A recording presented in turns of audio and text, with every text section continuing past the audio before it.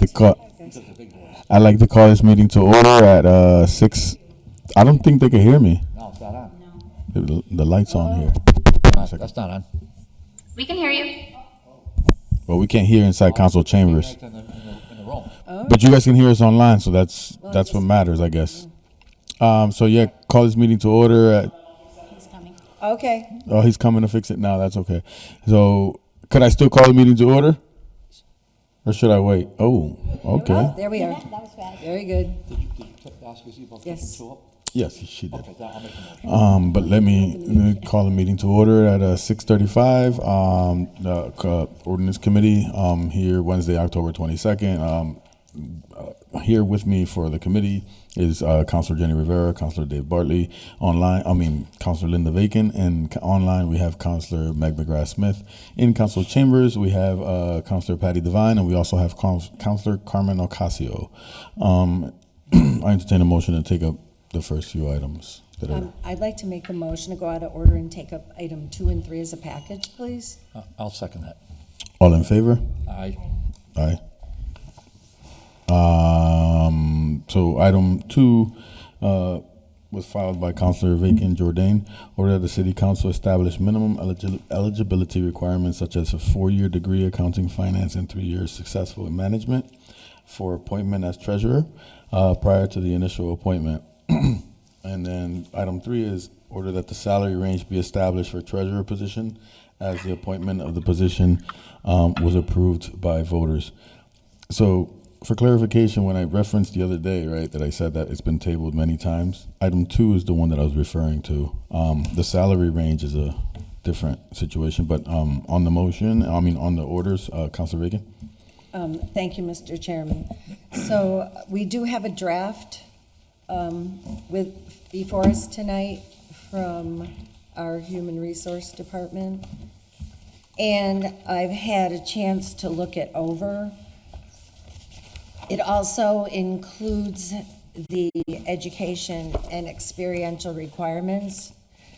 So I would like to propose some amendments to the job description. And one is, I do not see the preparation of payroll on the current treasurer's job description, so we need to make sure that is added. And item 8 from the combined treasurer collector, which speaks to being responsible for the development and implementation of cash management procedures, including the maximization of cash flow, investment earnings, monitoring of cash receipts, and the maintenance of internal control procedures. And I would like to add to that, and reconciliations of accounts. And so I would like item 8 with the addition of reconciliation of accounts to be added to the treasurer's job description as well. I'm trying to maintain the integrity of the position as it currently exists. And it just seems like these couple of things didn't get picked back up on the draft I'm looking at. If I miss something, I'll happily stand corrected. There's 2 drafts in front of me, though. I'm looking at the one that says City Treasurer Office. And there's a treasurer-collector one, too, Correct. as well. Correct. And so on the treasurer collector one, it has also the duties of the collector.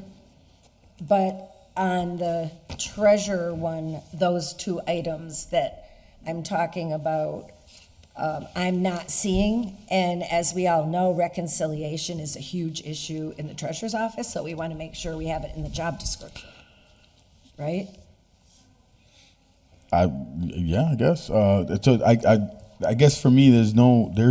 So what was the post? Was there ever a job description for the elected position, treasurer position? Yes. So where's that one? I don't know. I only have what HR gave us. Kelly's hand is raised. Kelly, can you answer that? Yes, I question? don't think there's necessarily a job description, but there were duties outlined in the ordinance for the treasurer. It wasn't a complete job description. To my knowledge. Yeah. I just, for me, it's being able to look at that and comparing it to this too at the same time. just to make sure, and I entertain your amendments. I'm not saying that I don't. I'm just saying that, like, just to look at the original posting and keep the consistencies from the original document or the ordinance of the duties that are outlined. So if we're referencing reconciliation, then that should probably be outlined in the ordinance, correct?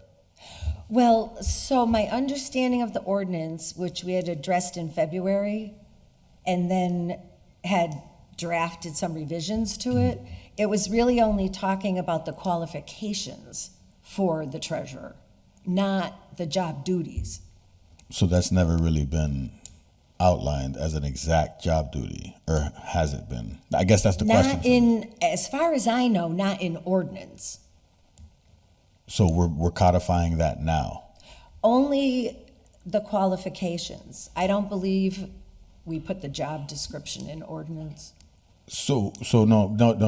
I think for me, it's not necessarily. So it's the duties of whatever the treasurer position is currently, right? Are those duties in ordinance? And if it's in ordinance, right, then is the reconciliation piece outlined within the ordinance? And if it isn't, then this would be an addition added in to that ordinance. Yes or no? That's a question for Kelly. I do not understand that the job description like this is in ordinance. Okay. Yeah, so I have it pulled up if you'd like me to read it to you all. That would be great. Yeah, so it talks about bonding, it has separate categories, but section 2102 says duty generally. The city treasurer shall cause all books, papers, vouchers, and documents under its care and belonging to the city to be deposited and kept in a fireproof vault or safe, and shall deliver over to his successor all books, papers, documents, and property belonging to such office. He shall keep a proper system of account, shall render such other service, and furnish such information respecting the accounts, finances, and payments of the city as the mayor, city council, or any committee thereof, or the Board of Public Works from the time requires. And so we all know that sounds very outdated. And then it references duties of city treasurer, charter reference, signing of bonds and notes issued by city. Section 53, it says section 2103, collections of assessments, claims and demands. And it's another paragraph, section 2104, keeping account with collector's taxes, and then sufficiency of appropriation for payment or draft. So although this is not the job description, these are the duties of the treasurer, which probably should be updated after we decide what position we're gonna have. So the duties don't necessarily outline the reconciliation piece. They just talk in general terms. Yeah, and I'm happy to add that. I don't want, I mean, I got input from several parties, including TJ, who's been, guiding us on some of this stuff, but I don't think that recommendation is unfair. No, it's not unfair. No, that makes sense. I just trying to figure out if it's an ordinance, and then if it's not an ordinance as a duty, right? Like, how does that work? Because most of the duties for those positions are kind of, not all of it is codified, but the most important ones kind of are. So if we're adding this into the job description, are we also adding that into ordinance? Is kind of my question. I see Meg's hand raised, and go ahead, Meg. Thank you. I was just going to bring up, there is a line in here that says that they'll be responsible for timely and accurate payment of all vendor and payroll warrants. And then it says in coordination with the city accountant per MGL. And then it then says again, payroll warrants and debt service payments. So that just may be like a scrivener's error to take that part out. But I wondered if that satisfied Councilor Bacon's concern, or if she wanted additional language added around the payroll. So, Go ahead. through the chair, to me, the job description is a separate document from the ordinance. And the job description can be in more detail than the ordinance. The ordinance is general, the job description is specific. So as long as the job description includes everything that's in the ordinance, which I believe it does, now that we've added payroll, we can add number 8, which was placed in the combined position, which is certainly not a duty of the collector. And item 8 on the combined position is responsible for the development and implementation of cash management procedures, including the maximization of cash flow, investment earnings, monitoring of cash receipts, and the maintenance of internal control procedures. And I added, and reconciliation of accounts. That's clearly not a collector's job. That's a treasurer's job. So that I would move into the treasurer's job description, please, if the committee is willing. So I'd like to make a motion that we amend the draft job description and add in prepares payroll on a regular basis. Well, can you just go slow? on And this? Just tell me number where- 8. Hey, thank you. That I just read. No, I heard that, but just Mm-hmm. start from the top so I can follow it, please. Well, Number I'm 8. just adding it to the bottom. Okay, so, talk to me like I'm in third grade, 'cause I pretty much am. So number 8, responsible, is that where you are? Yes. Treasurer collector or city treasurer, which document? I was looking There's at- only one document that's numbered. It's Okay. And the that's the treasurer treasurer collector Treasurer one. collector, okay. So I'm adding 8 over there. Although I do see, under determines and oversees all banking and financial advisory services, in the bullet that is 1, 2, 3, 4, 5 down. I wish these were numbered the same, but it does talk about, as well as the reconciliation of all cash and bank accounts and the preparation of the state DOR reports on cash. So I guess we don't need to add reconciliation because it's Can I there. just ask a chair question? Yep, Councilor Bartley. go ahead. Which document am I looking at? So that's kind of what I asked earlier. Which one is it? Councilor Bacon was originally looking at this one, but she is using, I think, the wording that is in number 8 and would like to incorporate that into this wording. I think that's my understanding. Correct. Yep. Oh, okay, so just so we're talking exact language. So we have 2 documents, so the public knows that we have 2 Yep, documents. that's what I said. One says treasurer collector at the top, one says city treasurer. Yep. Which is going to be the main document? So that's up to, I guess I would say that's up to us tonight, but Councilor Bacon right now is speaking specifically to this document, because this is the document she's advocating for. And that is item 2 of the agenda. Yep. Treasurer. Yeah, both say number 2. So Yep. both these documents say number 2. Well, on it, but so- just to be clear, item 2 is talking about the appointment of a treasurer, Yes, not a combined position. yes, it is. Okay, It was given to us, but it's not before us for this order. okay, so the combined position is not before us. This is just a city treasurer only, and this is the one with the bullet points on it. So, okay.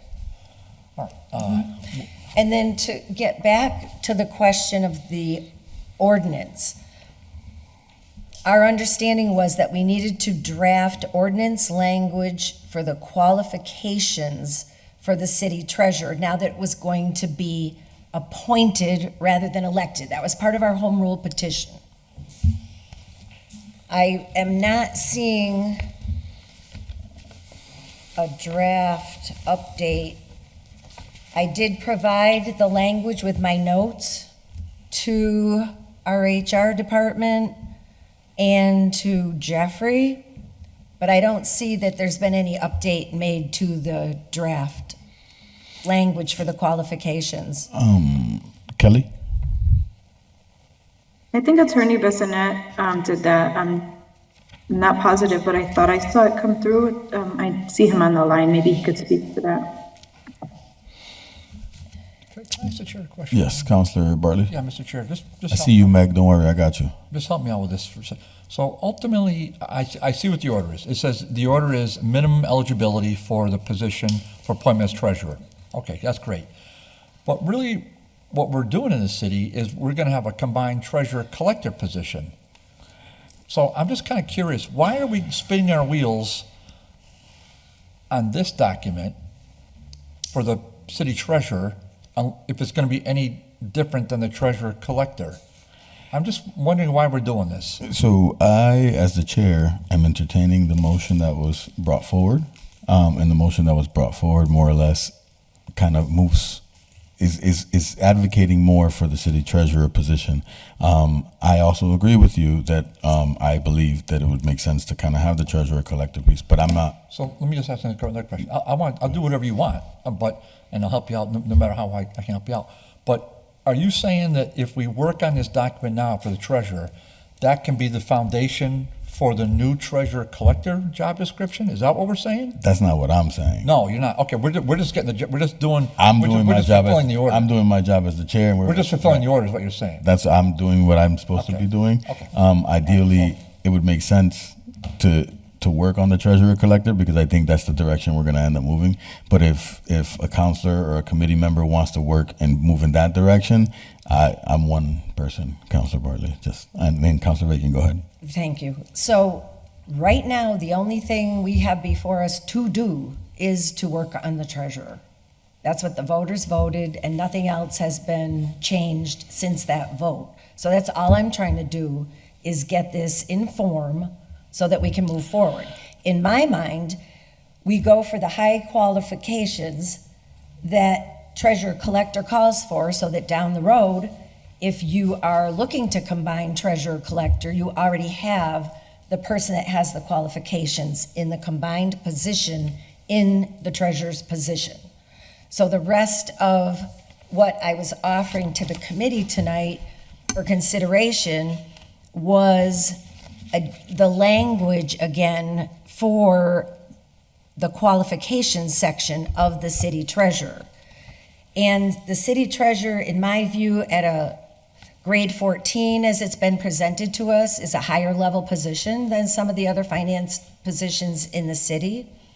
And so we had, in a prior meeting, said that the city treasurer shall have a bachelor's degree in accounting, finance, business administration,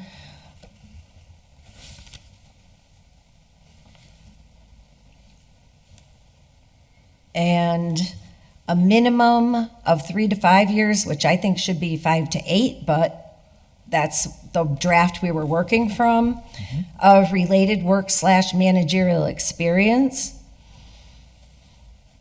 Furthermore, the city treasurer shall obtain certification for Mass Municipal Treasurer and Tax Collector within 3 years. I think it should be 18 months. We need to make sure people are credentialed. I think it's 3 years because the process takes that long.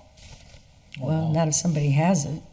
Not if they have it already. Yeah, that's different. But And then we had also talked about master's level degree in finance, business preferred. If there's a draft update from this, maybe Jeffrey could bring it to us. I just don't seem to have it. If we could ask Attorney Bissonnette if he did Yes, send one, I just don't see it. I'll do that. Let me recognize Counselor McGrath Smith. She's been waiting for a little bit, and then I'll go to Attorney Bissonnette. Counselor McGrath Smith. Thank you. So again, and I appreciate the folks who are trying to make sure that we're clear on which document we're looking at. Just at home, it's helpful because I'm pulling up one at a time here from the jacket. So I'm in the one that's labeled 2 at the top. This is Department City Treasurer's Office and says City Treasurer at the top.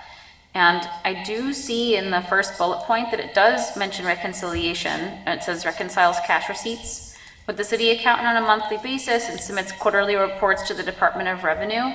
And then I do see the mention, which I think 1, 2, 3, 4, 5, 6, 7, bullet point 7 that I read aloud that mentions payroll. So I don't know if Councilor Bacon is saying that we need to match this exactly to the language that's in the treasurer collector. No, I or think if this is not to cut you sufficient. off, Counselor McGrath Smith, and I just did. I'm sorry, I think she clarified that. I think she. I did notice In that case you in missed bullet it. 5, it had reconciliation, yes. I was And not, Go ahead, Bacon. Counselor Bacon. Go ahead. I just was not sure if payroll warrants actually meant preparing the payroll. Okay. I wasn't sure Maybe we about the can ask meaning. Kelly that. And then Go ahead. And then I noticed that Councilor Bacon was talking about education and experience. I see all of that named in the job description, although I see both of the time periods there. So I do think we need to be specific, because it says required within 36, and then says within 18, it says within 36 months, and then within 18, and then in parentheses 36. So I do think maybe that was drafted one way and then maybe changed, but not fully changed. So I do think that that needs to be changed. And if it Councilor, needs to be 3 years, I think I remember that as well, as a Rivera, that I Yeah. think that we probably do need it to be 36 Councilor months. Bacon and then Councilor Devine.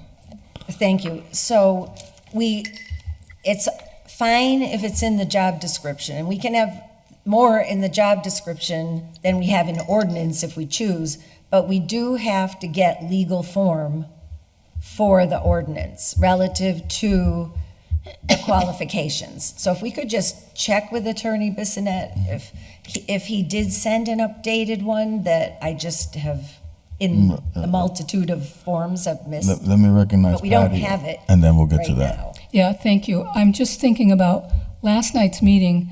I'm not sure who it was, if it was Mike or somebody. They said nobody's going to come in and apply for this job at that amount of money because it's so low.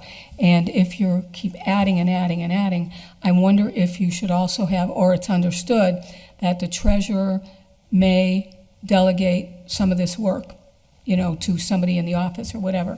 I think we need a qualified treasurer, but I don't want to overpower the person that they look at and go, are you kidding me? I wouldn't apply for that kind of money.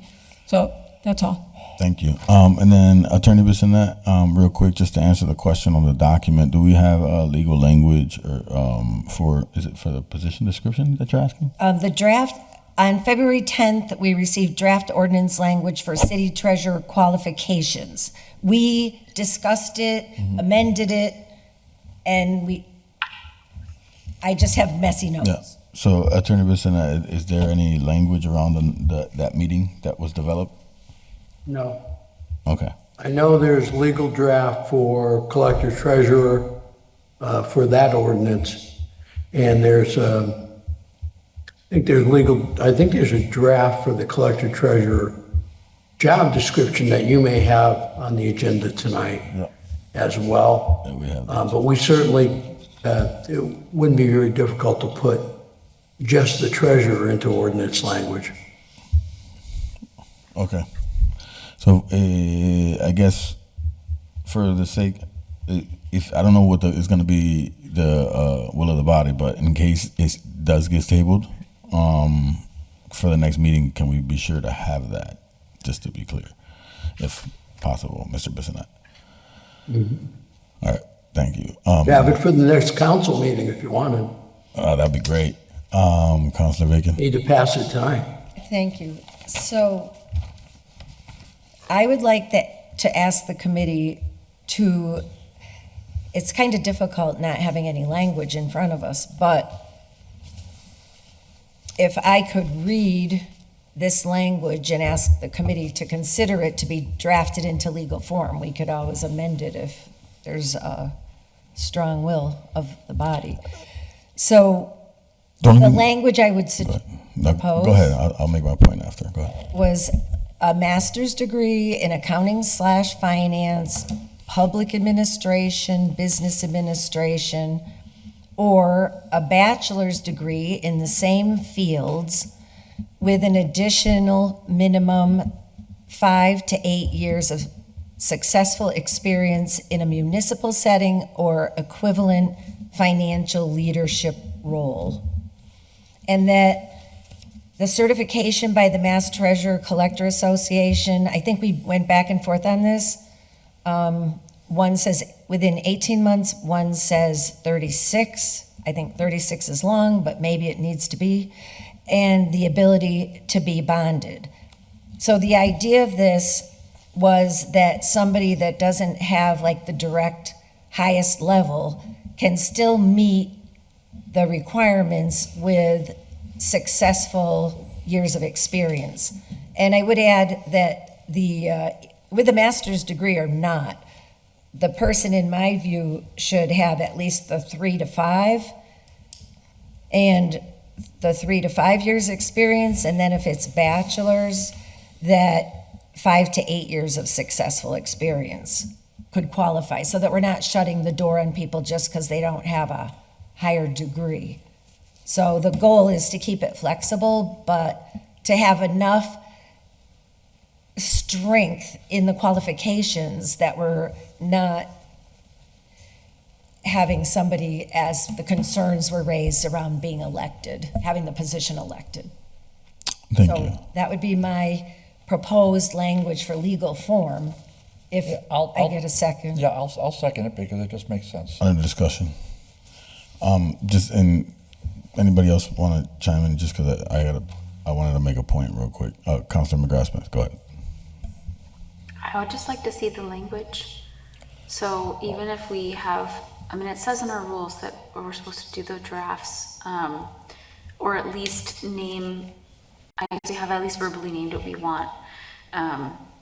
But if there's a way to just pull up the draft as it is now, we already had it, Right. and just be able to go line by line and just make the edits or say exactly what we want changed. I if can it's go wrong. get copies if you want, it's messy, but I have the February draft. Meg loves the line by line. Councilor Bartley, go ahead. You got something to say? I got you, bro. I'm with you. Yeah, I think, if I may, just so we don't have to do a line by line at this time with people on Zoom and we're here, it doesn't make it easy to have a meeting. So I would rather just kind of adopt this language in draft form and have the drafts be presented to us for the next meeting, if in fact that's the way we want to go. So I mean, what the maker of the motion just said is just simple amendments to the education piece. That's all. So a bachelor's degree, fine, you needed more experience.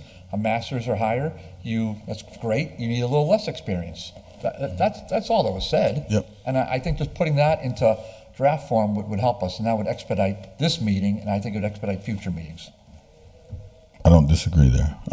So the point I kind of wanted to make, and I got you after this, Councilor McGrath-Smith, is that for this, and I would say this, that this particular treasurer position that we're recruiting for, the job description, in my opinion, it's just my opinion, should look different than whomever it is going to be after the fact. Whomever's coming in now, because we don't have a plan, this person should have some skills in strategic planning and forecasting in the future.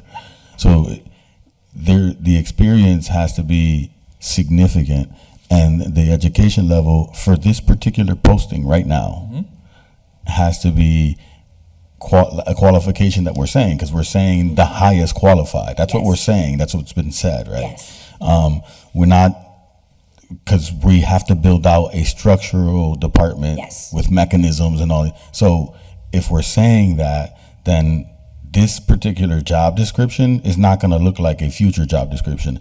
Right here, this could be a future job description where a bachelor's degree with 5 to 8 years, whatever it is. If someone comes in with a bachelor's degree right now for this particular position, I'm not a hater. You can come in, but you got to be qualified. You got to have skills. Yep. If you're coming to the table, people got to know who you are. You have to have been doing this for quite some time.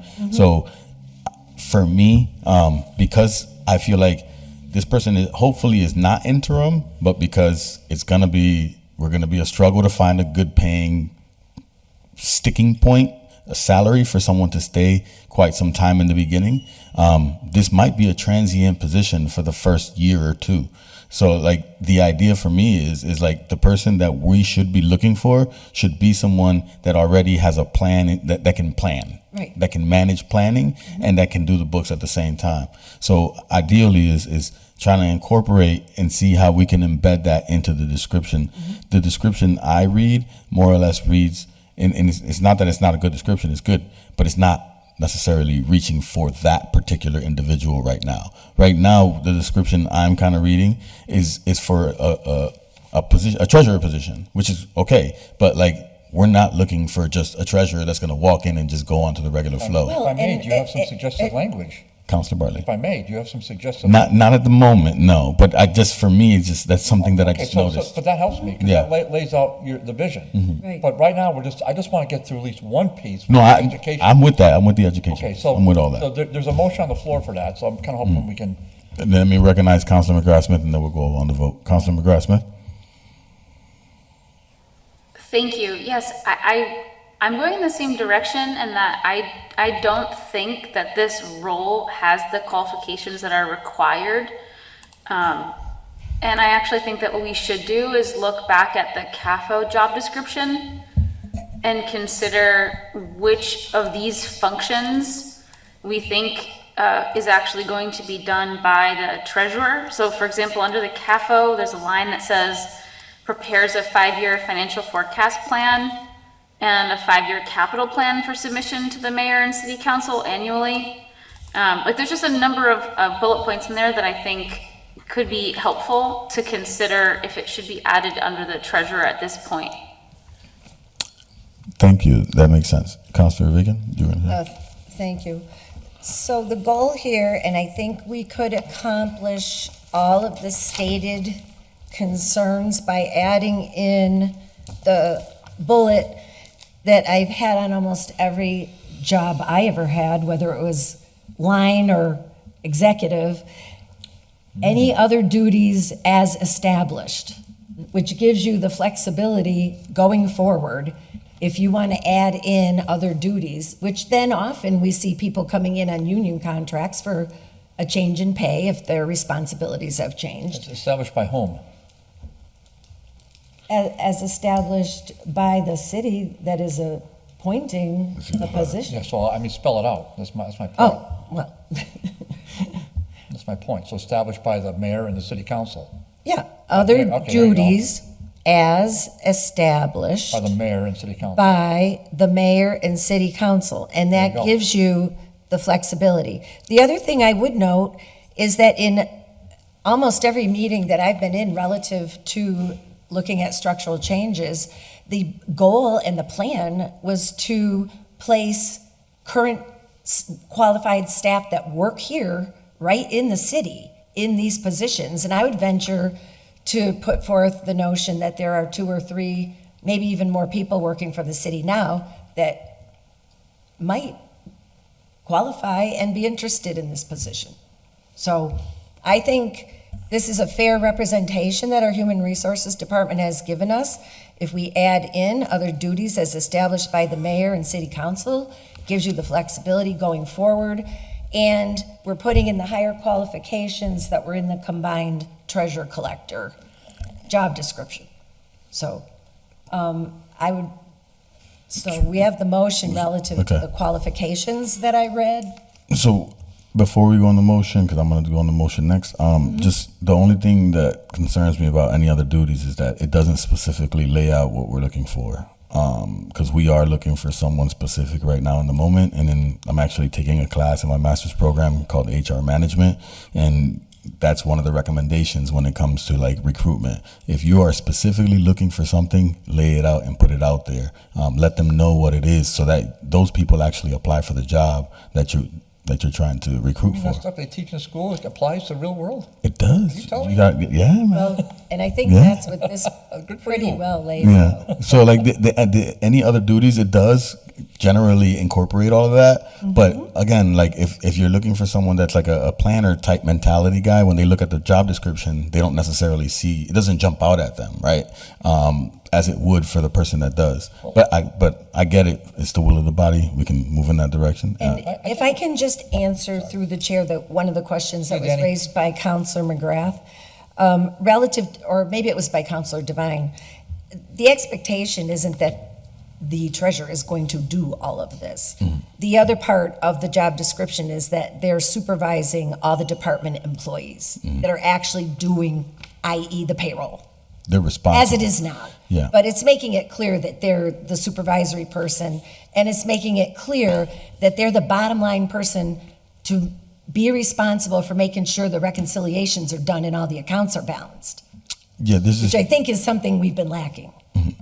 so there's an acronym for all of that in HR. I believe it's SMART goals, and each letter has something. And there's one where there's responsibility and accountability, and it's identifying that through that process. To my understanding, the treasurer would be responsible, no, accountable, but the other person under them is responsible. Correct. So yeah, So I think this accomplishes that like 100% more than it's ever been. So And we can always amend things down the road, but I think the idea is to move something forward and then we can build on it. If the committee's willing. That's any other comments? Seeing none, I seen a hand over there. I'm sorry? I seen the hand over there. Is it you or is it Meg? Because I saw Meg's hand too. This phrase that, and any other duties as required, Yeah, you know, that kind of gets everything. okay. And then Meg, I saw your hand too. Yes, thank you to the chair. I'm just wondering if we want to add in that line from the CAFO job description that talks about financial forecasting. So Because let's it's not currently let's in vote. the, Let's vote on this one, and then you make the amendment to add that in after that. All We right. have the motion. No, the motion's already, it's already been seconded. So right now, we're gonna do the vote, and then Councilor McGrath Smith, after this vote, you could make an amendment for that. Yeah. So on the motion, I'll do a roll call vote, because Meg is online. Even if we were here in person, I'd still do a roll call vote. I'll start Councilor Vacan. And then wait, real quick. The vote is to Send the the treasurer qualifications to legal to put in legal form and make available for the next city council meeting. Wait a minute.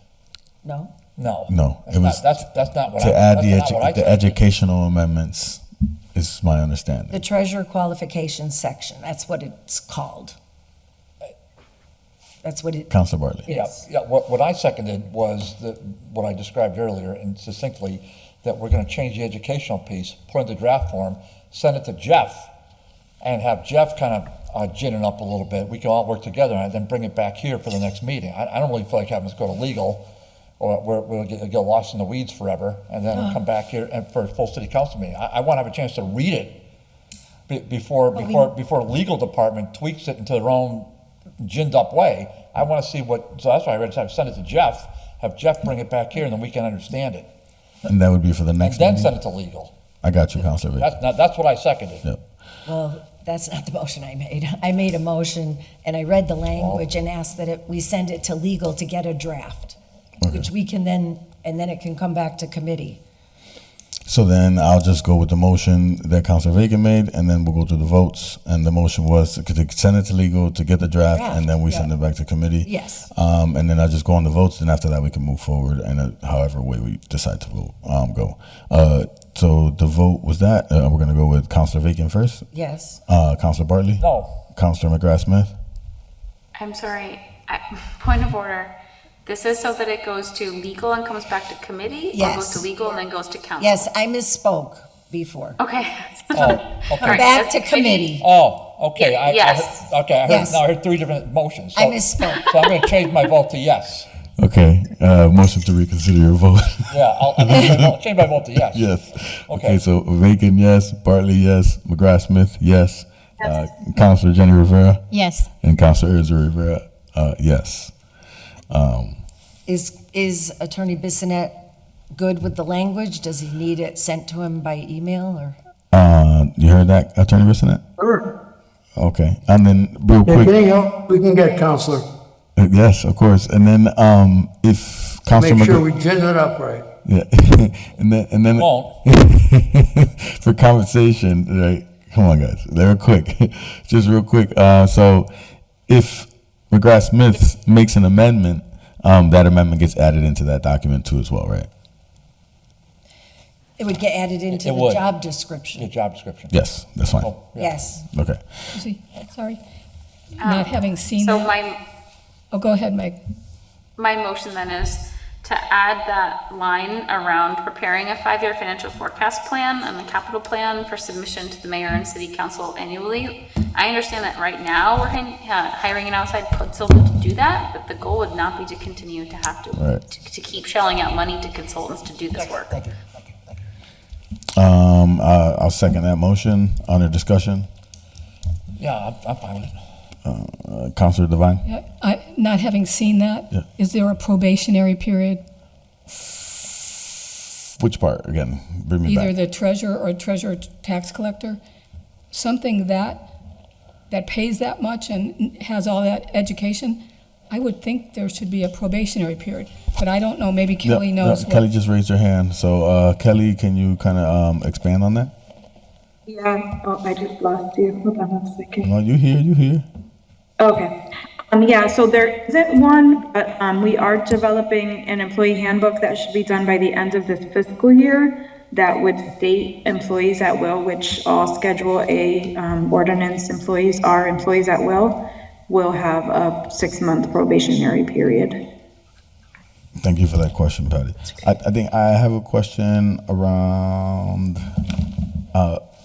the consideration of potential bonuses for coming to sign on instead of giving like instead of paying someone $130,000, we can give them a sign-on $5,000 bonus for a $110,000 salary. Has that conversation been floated around? I think we've discussed it, but I think it would have to be approved by the council or at least a line created. Yeah. I think there's an advantage of having something like that, Yeah.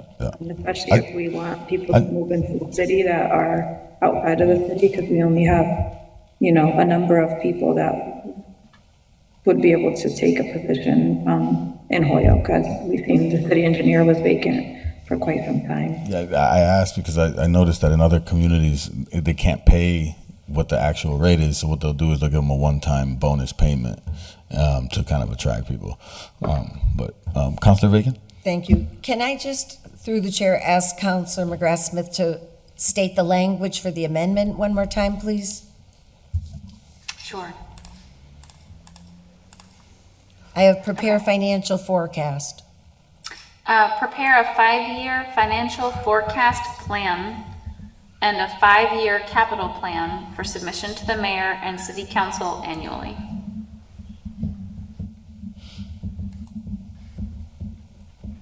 Okay, thank you. Welcome. So that was an amendment offered Yep. to the job description, did somebody second it? I'll second it if it I wasn't. seconded it. You did? Yeah, I Okay. seconded it. So under discussion, anyone else have any other points to make? Councilor Bacon? The only other question was, did payroll warrant mean prepare the payroll regularly? Is that what it Kelly, means? is that the definition? Yeah, so, departments enter in their own time, and so that time goes through a workflow, and then it goes on to a warrant for payment. They do other things like upload the file to the bank and stuff like that, but I think we don't have to go detail by detail. I think that encompasses like the overall, payroll duties. Okay, so so the payroll as it happens now would continue to happen? Correct. Okay, thank you. Thank So you. then I don't need any of my amendments then, Right. So, Meg, is that a hand up or? other than number 8. I need number. Okay. So, on the motion, and the motion is to add in the amendment, that Councilor McGrath has just cited, And can we include number 8 as I had read from the combined treasurer collector? so you want to make an amendment to the amendment? Yes, please, to add responsible for the development and implementation of cash management procedures, including the maximization of cash flow, investment earnings, monitoring of cash receipts, and the maintenance of internal control procedures, because that's been another thing that we've been told is very important and not happening. So if I could add that to the amendment, that would be great. Second? Thank you. Further discussion? Yep. Where is that being amended to? What part, is that for To the the? treasurer's job description. Thank you. Thank you. That's all I need to hear. So, the original one was to incorporate, the original amendment was to incorporate, the 5-year financial, forecasting and 5-year financial planning. And then amendment number 2 is also incorporating, item 8 from the treasurer collector, job description, which reads responsible for the development and implementation of cash management procedures, including the maximization of cash flow investment earnings, monitoring of cash receipts, and the maintenance of internal control procedures. On the motion, Councilor Bacon, Yes. Councilor Bartley, Yes, sir. Councilor McGrath-Smith, Yes. Councilor Jenny Rivera, Yes. and then Councilor Israel Rivera. Yes, that passes. The motion passes 5-0. And Mr. Chairman, if I may, for the other order in the package, it was relative to the salary scale for the position. So I'd make a motion that we adopt the recommendation from Human Resources that it would be grade 14 with a range of 85,921 to 118,862. Do I hear a second? Second. Under discussion. Anybody have any other points to make before I decide to make a point? Not me, sir. I'm just Councilmember pulling Grassman. up really quickly, sorry. What's the mid-range? Mid-range, it's probably like Because we 102. can't hire above the mid, right? Unless it's I'll internal. pull it up for you now. Hold on one second. I'm sorry, I'm just looking for that document now. If It's it's in, underneath item 2? it's item 3. Sorry, item 3. If it's an internal candidate, mid-range doesn't I apply. don't see item 3 though. I don't see anything attached to 3. Yeah, I don't at see least nothing. Jeff, Oh, it's in the Online job check. description. So when I Oh. requested, Oh, all right. yeah, and I said it was Got it. acceptable for it to be on the same document, to me, so, oh, okay. Okay. yeah. Got it. So, all right, so I see the 85,921 to 118. I would like to know the mid, just because I know we can't hire above that, if it's an outside candidate. And it might be. I don't want to assume. Can I ask the chair? Yes, Councilor Bartley. Because, can you help me out with this? 102, oh, sorry. So, I'm hoping we're all gonna get to a place where you and I were talking earlier. Yep, yep. Combine the offices. Right. Does that give a little more financial flexibility? That's why that's why it makes more sense. Is that a fair question, or is that? That is a fair question. Okay, so the hope is, I mean, we're doing all this. I hope that's where we're going. That Okay, never mind. hopefully will be the goal. Thank you. Thank you. I'm just doing my role here and what I have to do as a chair. But But may I? yes, I Councilor. like the fact that possibly this is the hard lift, doing this stuff here, once we get draft back, which I'm sure will be in fine form when it comes back, it'll be pristine. But then, once we do the hard lift, we've got something in place that'll really be a solid foundation for the combined position. That's what I hope. That's hopefully when it comes back, what the document that comes back, if we do move in the combined position direction, it can be easily adjustable for that. Okay, because we were kind of talking different language beforehand, you and I were, but now you're saying, That would- what I was hoping you'd say. Well, it's not that we were talking a different language. I feel like we were talking the same language. It was just we were saying it differently. I was probably saying it in Spanish and you were saying it in English, just for the sake of whatever. Could've been saying it in Greek, or you could have been too. saying it in Irish or Could've been saying Greek, Greek. or Polish. I don't know, whichever one. But ultimately, it's just. I had to learn Greek a little bit. I with think my client. I think for us, I as the chair, I think originally for me it makes sense to do the treasurer collector. But if someone is taking the initiative to push forward one, it's not for me to choose or decide. This is a body. We all do that. So we're going through that process. I'm hearing you. I get Yeah, it. all right. Trying to comply with the home rule petition and the voters. So just for that piece, though, the voters just wanted it to switch. It's not necessarily. It's still going to be appointed. Like Right. it would still be appointed, but like it could be a treasurer collector appointed. Right. Like it didn't clarify that within that vote in a sense. Kelly, your hand is up from something new or is it something old? Yeah, no, I just wanted to tell Meg that the mid-range is 102, 391, and I would highly encourage, I think the order's on from actually former Councilor McGee to let people hire above the mid-range. I think it would help us recruit more people. They know it's a barrier now. They don't want to go through the whole process of waiting to see and all that stuff. I think we should remove that barrier and we would probably get a lot more candidates. Thank you. So any other comments before I make a comment again around the pay rate? All right. So for me, just in my opinion, so the mid range is 90 something, and we're looking for 102, and we're looking for a highly qualified person to be treasurer. With 102, we're gonna more than likely have to hire someone above 102, more than likely. So we're already squeezing ourselves into a tight position because whomever we hire, if we hire them at 105 or 108, they're already almost at their max. within their first year of being hired.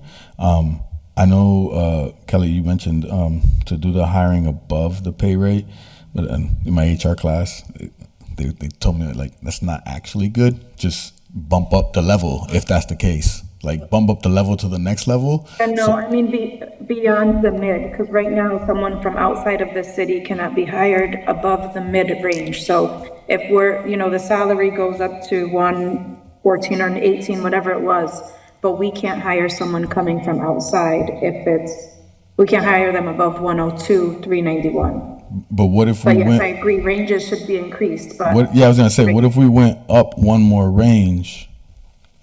And if it made, what does the next range make the minimum?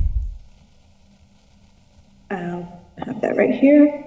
The next range is grade 15, and it's 94,521 is the minimum. The mid is 112,627, and the maximum is 137,33. So- And as you know, also on the agenda tonight is the recommendation to increase the ranges for all Schedule A. So if it's passed, I would encourage moving it up a grade 4 if that's what you all want, but I would also encourage just increasing the ranges on Schedule A period since they're behind. Yeah. So, yeah, I think for me, it's just, and that's the reason why I'm asking the questions. I think it would make more sense to increase like the range, because the person that we're looking for is not going to start at 85, and they're probably not going to start at 90. They're probably going to start somewhere around 110, which is the mid-range of the next level. So like that would help create that flexibility for that person to be here for quite some time and still see the raises, still see something for them to motivate to work towards, rather than hiring somebody almost at the max right now, and then what are they working towards? But Councilor Bacon, your hand is raised. Thank you. I would just note that we have many dedicated employees that are working at grade 13. And so I think we need to keep things fair relative to the people who have already been loyal to the city. So I think we need to have, a balance between wanting to recruit and also making sure that we're not taking a job that might have the same or maybe a little bit more, which is why I was warm to the grade 14, because I think the highest grade are folks that we have now. Some who are quite highly skilled are at 13. So we can't, in fairness, go too high for a new slot, in my view. So I respect your view, and no disrespect to anyone, but if we had someone that was that qualified in our departments right now, I feel like, would we be in the situation that we are in the moments right now? I respectfully disagree with that, but Okay. So like, and it's no disrespect to anyone, because I know everyone works hard and everyone does it. I don't think there's one person in the department now that can solve all the problems or do anything like that, or even patch them. I think it's more complicated than that. And I know you don't. But life is more complex than just saying words. Busy. But like, Run agencies. I'm not just saying words. Thank you. but this is a city, not an agency. There's a difference. Come on, guys. It's a big difference. Come on, guys. I appreciate it, Councilor Bartley. Thank you for reminding me. You remind me. No, I appreciate that. No, I appreciate. Thank you. I appreciate that. That's with all honesty. I know. I'm just. Right. We're all So- here for the same reason. The pay range. I guess then the motion is I was just accepting the HR recommendation. you're accepting the That was my HR. motion. That's your motion, and then it was seconded. We're on a discussion. Any? Can I ask something? Yes, Councilor Bartley, you may. Well, just so because we went to a colloquy there, and that's. Yeah, we did. But I'm hearing you, and I want to do what you're suggesting. I want to bump that up, but I want to, because we're going to have some more financial flexibility. But right now, we're just doing this. Yeah. So let's just get through this piece, and knowing that this is not going to be the real deal for the long term. This is what we're dealing with now. The long term, we hope, is a great treasure collector. So let's just get through this and get a draft out so we can read it next time. I got you. So That makes sense. otherwise, we're going to get really jammed up here. That does make sense. I don't disagree. So, on the motion of accepting the HR manager's recommendation of the being the pay rate being grade 14, 80 minimum of 85, and a maximum of 118, 862. Counselor Bacon, Yes. Counselor Bartley, Counselor Meg McGrath Smith, No. Counselor Jenny Rivera, No. Counselor Israel Rivera. I'll say yes for now, This might get the draft. and then later on, I'll work on changing it. So this Thank you. it passes 3-2. Thank you. I appreciate you taking up these matters out of order, Okay, so what do you and I just need to depart, want to so. put this on the table now, or are we laying it back on the table? So we're referring it We just over did. Right? for revision to HR, and then it'll come back to the next meeting, right? So yes, motion to table. Second. To receive the update. So I'll second that motion. Yeah. This is 2 and 3, correct? Yep. Yes. Okay, 2 and Thank 3, you. motion on the table. Thank you. I appreciate it, and I'm sorry I have to depart early. On the vote, Counselor Reagan, Yes. Counselor Bartley, Yes, sir. and then Counselor McGrath Smith. I'm sorry. To table the two items and for them to come back to committee next time for discussion. Yes. And then Counselor Jenny Rivera. Yes. Counselor Israel Rivera, yes. 5 yeas. Which one do you want to take up now? Oh, your pocketbook. Oh, hello. We can start with number 1. We can start with just ones. Okay, I'll take motion, take one off the table. All in favor? Yes. Item 1 was filed by Counselor McGrath Smith. Order that the council separate the positions of park and city park superintendent and city forester and make necessary changes in ordinance. In order to do so, our combined position is not supported by ordinance. Counselor McGrath Smith, you want to expand again before, or? Thank you to the chair. I just wanted to name that we have a number of documents in front of us to talk through. So there's a draft job description now of only parks maintenance, a job that then separates out forester for job description. And then earlier, we were also given a 5-year look back of how much these two positions have cost us as combined currently. Just because if we look at just the forester step rate now, it's not exactly a good indication of how much the city is paying because the two roles are combined. So I think the larger conversation is just, I know that there has been significant union conversation around this. So how do we want to guide that work? As I would like to see these positions separated. I think that we've proven that it's really hard for someone to do both, and for the forestry job not to feel like it is, second in line. I think like certain work feels way more pressing in the Parks Department, and so that work comes first, and then the time that's left over becomes time to do some forestry work, but really hard to do both. So wanting to have that conversation around if we're wanting to separate these positions, and also then the lines of authority, well, not just what other job descriptions, but who do they fall underneath, who do they answer to, who are they managing, or who are they not. I'd love to hear what the members of the committee think. Thank you. And then I have a communication from Joni and then I think Mike Gallagher. I just wanted to read in from Yoni. It's the comprehensive, because this is around the tree stuff, the questions we had around the tree inventory that day. And it says the comprehensive tree inventory was last updated in 2023. So there is useful baseline data, but it is not up to date insofar as trees that have been removed or declined in health or risk. Recommendation has been to use a small portion of the contracted forestry service budget to update the information and work with the forestry division on annual work plan. And then I think Mike Gallagher, the conservation department hired consultants to do an inventory of trees, and the information was inputted into a program called Tree Keeper. The forester has been asked by our previous director to start using the system, and that what he has been doing. The system is something that our staff will need training on. John has been working on updating information in the program when he can. John has identified roughly 33 trees on Tree Keeper program that have already been removed. I request that communicate with me directly on matters going forward. So,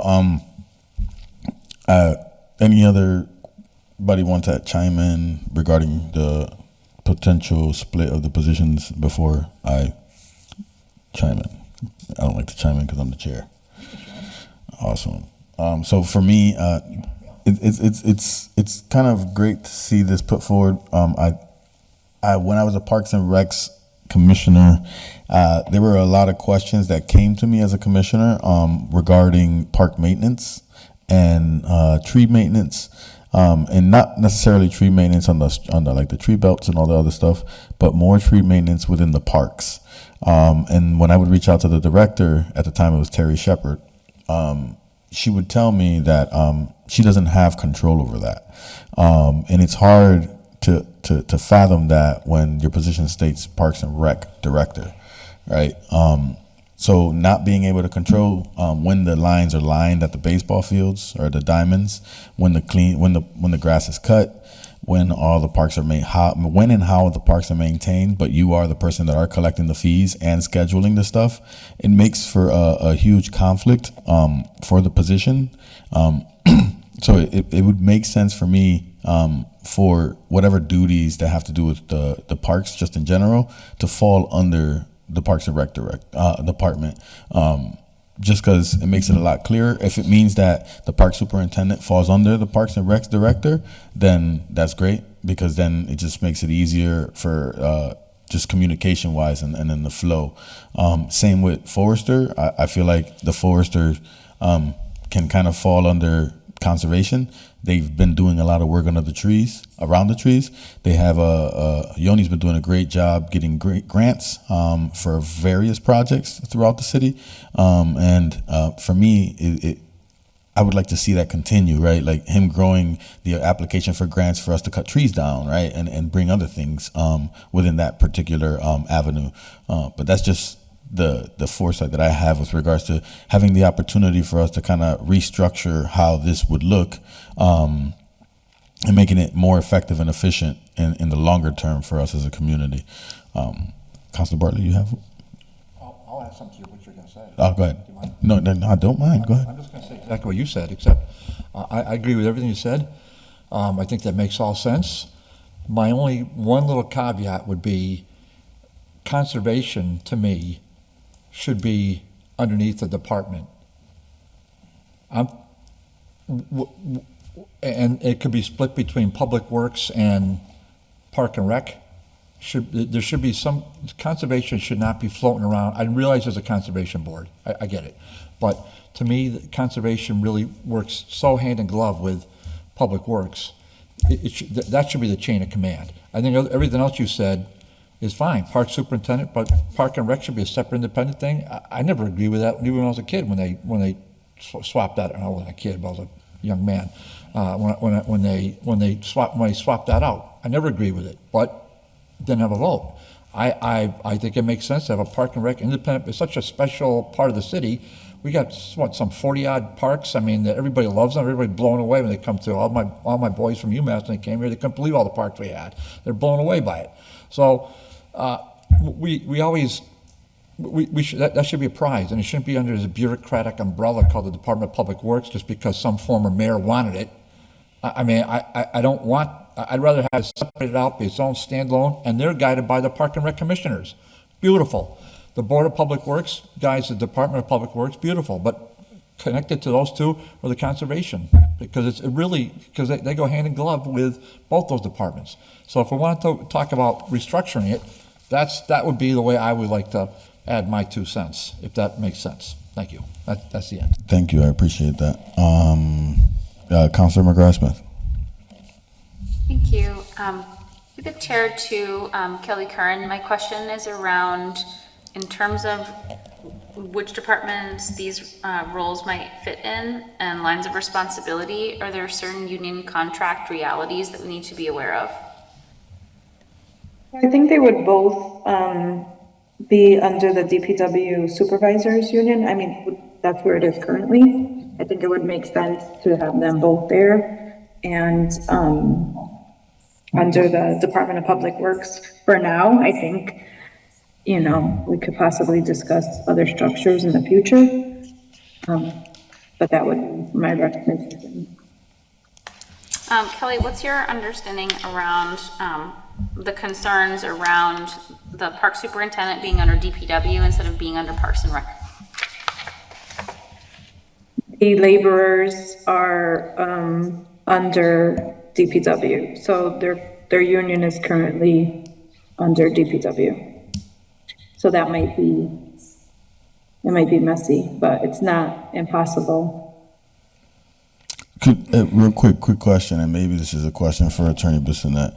The responsibilities that are done within Parks and Rec and DPW are not that different. Is there a reason why like Parks and Rec has their own union?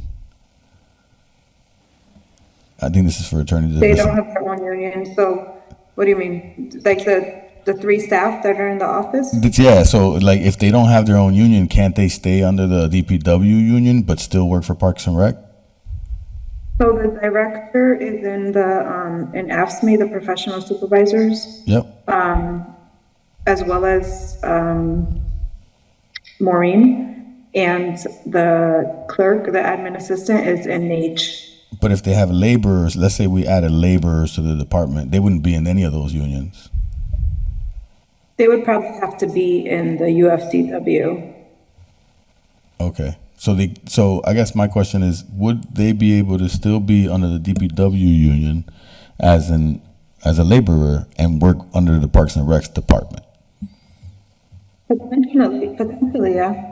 So that way they don't, because I know that's been the situation for quite some time. The concern is that the union is going to be concerned that they're losing employees, right? Or they're losing units or bodies, whatever they call it in the HR terminology, which is a concern to them as a union. But I think the concerns that we have as a city is that the way the staffing is not necessarily efficient for what we're trying to do in the community. So if the issue is that they don't want to lose union employees, and we can still keep them under the same union, that's fine, but we're just going to move the staff over to a different direction in a different department, meaning that... So currently, laborers are able to be pulled, like if refuse is short, they'll be pulled onto the refuse. So I think unless there's new positions created specifically for parks, I mean, they're titled parks, but they're pulled where the need is. So unless there's a different structure, yeah. Can you repeat just a little bit? I understood it, but it was a little muffled, so not everybody understood what you said. So currently, the laborers, even though they're parks maintenance, if they need to be pulled into another direction, like for refuse, if we're short or highway, they can be pulled. So that would have to be discussed in, because if the structure changes, then some union discussions will have to be made. Yeah, and that's part of it too. I think that's part of the whole change too. We don't want a park worker to be pulled to do another job if they're actually not doing the job that they're supposed to be doing for parks. Like if all the parks are done, then great, right? But if they're not, then the person that paid the fee to use the baseball diamond, right, necessarily doesn't have a grass cut and doesn't have a lined diamond because trash refuse was short. And then the parks director has to explain that to the person that paid the fee for the diamond, right? So like it's trying to figure out in the long term, how can we structurally improve our departments between Parks and Recs and DPW so that things like that don't happen. And I know that this is a longer issue, but it's just like, because we're taking some of this up now, I feel like it makes sense for us to think about that part, right? Yeah, no, absolutely. That should be a discussion, but we have to start small, take small bites of the elephant before we could. Yeah. Thank you. So Meg, what would be the will of what you would like to move next with this particular order? Well, I think that we have the job descriptions, and I hope folks got a chance to look through them as they currently exist. My next question is really around, given that we have that 5-year look back of what this position has cost us as a combined position over time, I'm wondering what we think an appropriate salary range would be, Kelly, with these being separated. Because right now it's ranged, in the 5-year look back between 97,000 and 113 and a little bit. Yeah, so I would keep them both the same grade, which is PS 30, and so the step 1 is 66,866, step 2 is 68,710, and step 3 is 70,162. So I would start there. They did just get their contract, I believe it's with the council, to approve. So it will increase a little bit, but I think they should have the same grade or level. Okay. Real quick, first, there was something pointed out to me by Councilor Bartley. There's 2 city forester documents here. Is there a reason, or is there anything different with regards to the 2? So, yeah, I can speak to that. One of them is the current description. So when they combined them, they really just kept the park description and titled it City Forester. We had a large discussion about this the last meeting, and so that's why I drafted a separate parks description and a separate City Forester. So the one that has 2014 on the bottom is the current one that ties to our current foresters. And the one that doesn't is the one you created? Yes. Okay. So this one is the one that they combine, and this is the one that she recently created here. Yeah, the one that says 2014 at the bottom is the one that was combined. And it does have 2 bullet items that do mention things about trees, but 95% of it is parks. Which makes sense then for what then occurred with that role, where most of the time then was spent in the park supervision work. And, until we started pushing earlier this year, we had cut down 2 trees. We have a bucket truck we're not using. I think we all know what those issues are in terms of, why we have trees that aren't being managed in our city. Councilor Bartley? I don't know what the issues are, so so it's not all of us, that's one. But when I have a city forester that really is a park employee. That's what this is. I have a headline, City Forester, and open and maintain the municipal swimming pools under the city forester. That makes like 0 sense. Okay, this is comedy. Okay, now I have a city forester position, the real one, that actually looks like a city forester. Using MGL Chapter 87, looks like this specifies the city ordinances. This is really well written. This is great. This is a joke. It's got to be a joke. All right. So the city forester maintains, prioritizes the renovation of the basketball and softball fields at the high school. Is that a joke? I don't know. Okay. Well, the joke's on us. So there's that. My only point right now, Mr. Chairman. Listen, I like this conversation the way it's going. And sorry for being a little salty there, but when I get silly stuff like that, I can't help but point it out. Of course. So, but you've got a park maintenance superintendent reports to the Department of Public Works. That's laughable. Nobody else does that. Okay?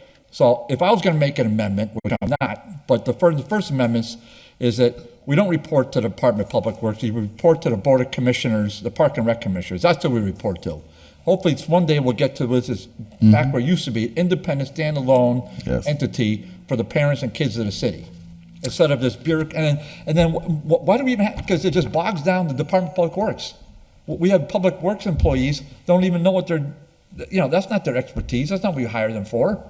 Public Works does the sanitation and they do the infrastructure of the city. That, to me, that's and some long-term planning. These are our ball fields for our kids and our adults that play sports or all the other courts. This should be, 40 some odd parks. And maybe another 1 or 2 coming on down the road. We don't know that. Maybe that's very possible down the road. So to me, this is, I hope this is not an ordinance. I hope this is just some sort of side document. This is actually an ordinance, I believe. Wow, that is. So this is the one that Kelly created, the one that you said was a nice, well written. The Kelly one is great because that looks like a normal city forester. That one's great. This is a joke. Yeah. Okay, that's an embarrassment. Yeah. Councilor McGrath-Smith. Thank you. So I agree with where Counselor Bartley is going with this, and I think the next step is, I like the job descriptions as they are here, for the most part, but I think we need to look at the lines of accountability. And right now, I think what we're missing is we still need to look at how we want to actually amend the city forester's role in ordinance.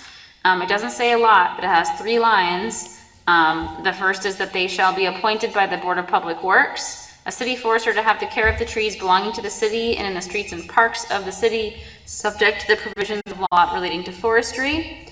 And second, the city forester shall be under the cognizance, direction, and control of the Board of Public Works, which shall fix his salary.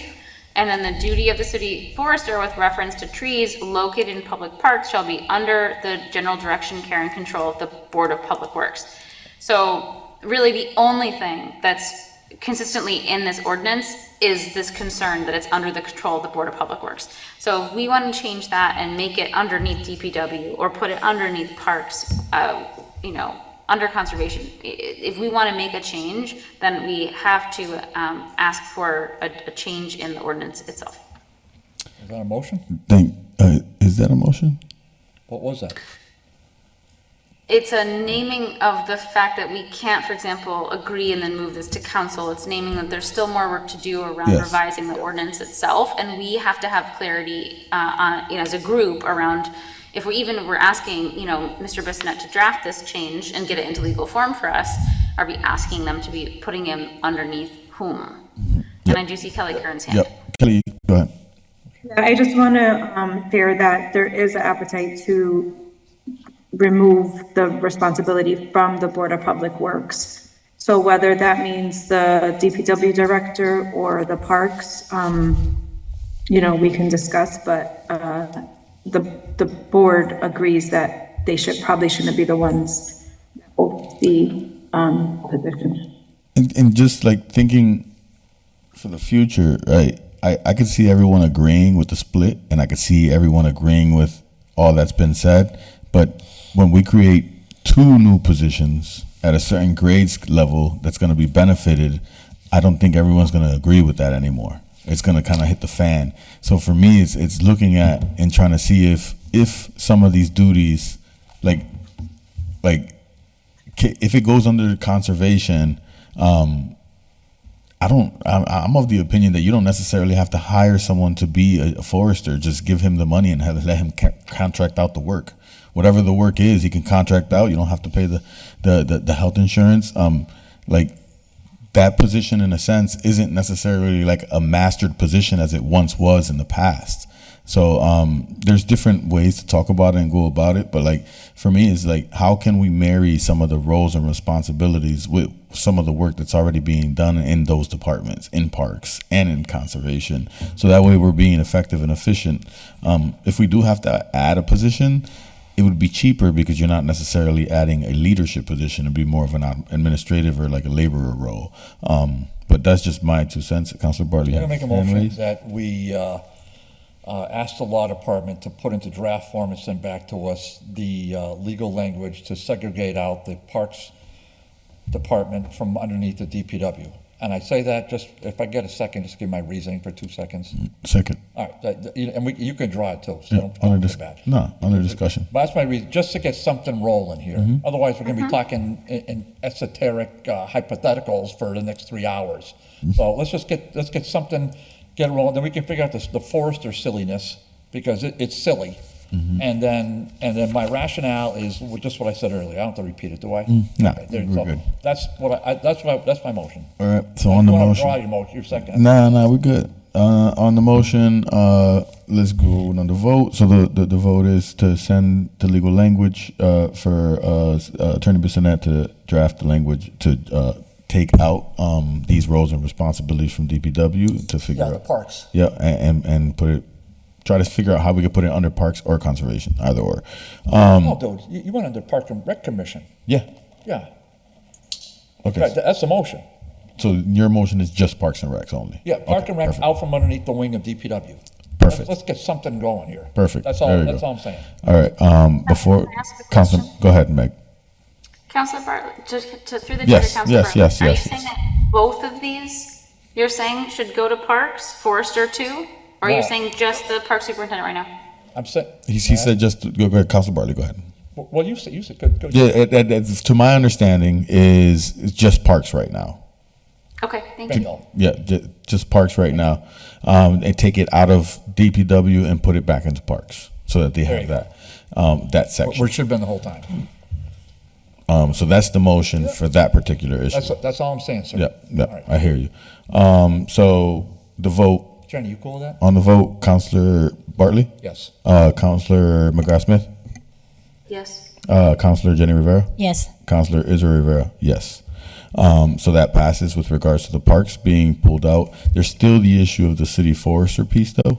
Can we just lay it, well, It makes sense, like what you said, just to get the ball rolling. okay, so Just- which ball you want to roll? I would say, Meg, would you want to make an amendment? I mean, or file a motion, Meg, to see which direction you want to go with that, All right, do it. so we could start that.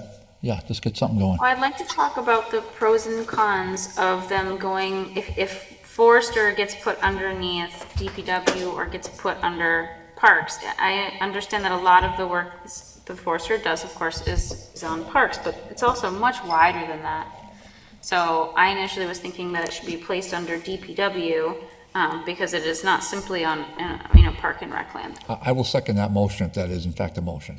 It And is that's, my motion, and but that's- I'm open to the will of the body. Well, I mean, and that's for the city forester position, just right? talking, so Yes. Okay. I'll second that, what I right. believe is a motion. So seconded. Put it into draft language. Under discussion, that, yeah, I think we're kind of all on the same page with what you're saying, Meg, with regards to having that conversation, to kind of like get the pros and cons. I think the only thing that would be great in that amendment is to see if DPW and the Conservation Commission can come together and send us some of the pros and cons ahead of time, because they deal with that ahead of time on a regular basis. So what are some pros and cons that stand out to them from the beginning? Like send that for that next meeting, that it will go. So Yeah, I would love that. I do want folks to feel like they can weigh in, as we're trying to make sure that these rules are separated and placed in the correct places.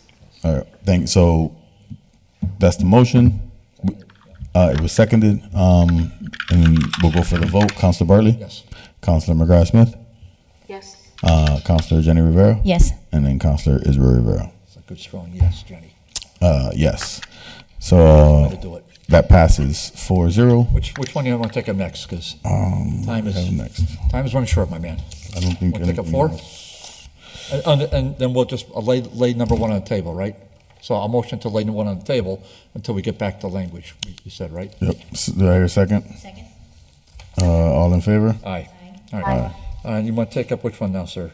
Damn, why do we have let's do 8.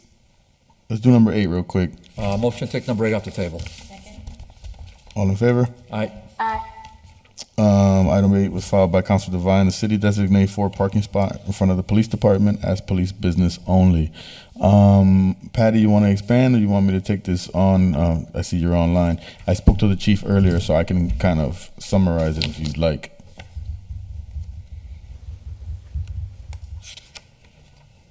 Okay then, Patty, I'll summarize it for you.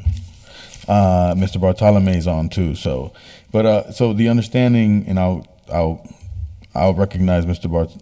Am I saying it right, Bartolome? Yep. Yes, that's fine. Yeah, Sergeant. No, it's not fine. I want to say it right. It's Bartholomew. Bartolome. Okay, Sergeant Bartolome. So I spoke to the chief like right before I got here. At first, there was a little confusion around the term police business only, right? Because he said that he wanted, I think, 1 or 2 parking spaces in front of the police station.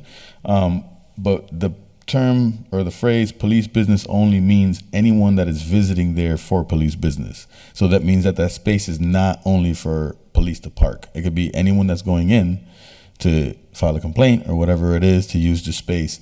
The understanding that other people had were that it would only be a space allocated for police officers in the front of the building, and it's just it's hard when there's not that many parking spaces there anyways, and when you have the public coming to visit, and if someone is elderly or handicapped or whatnot, like to have those spaces. So is that am I correct there, Bartolome?